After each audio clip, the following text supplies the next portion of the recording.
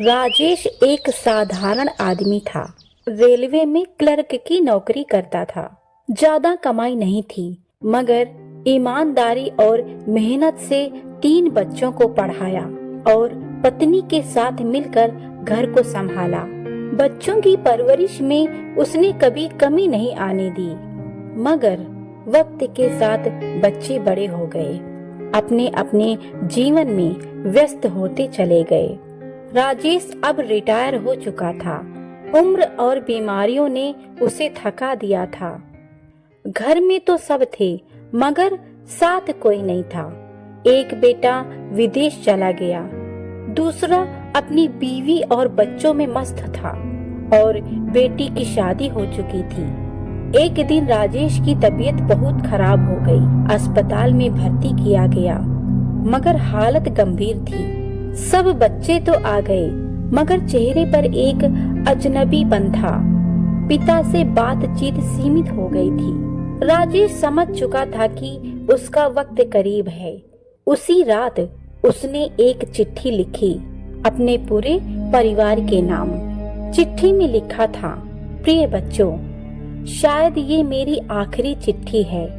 मैंने जिंदगी भर तुम्हारे लिए जिया, तुम्हारे लिए खिलौने लाए, पढ़ाई करवाई, तुम्हारी पसंद की चीजों के लिए खुद की पसंद कुर्बान कर दी। मगर अब जब मैं जरूरतमंद हूँ तो तुम सब मेरे पास होकर भी दूर हो। कोई मुझसे बात तक नहीं करता, मेरी दवाइयों का ख्याल नहीं रखता। मैं शिकायत नहीं कर रहा, बस एक बात समझ रहा हूँ, रिश्ते समय मांगते हैं, पैसे नहीं।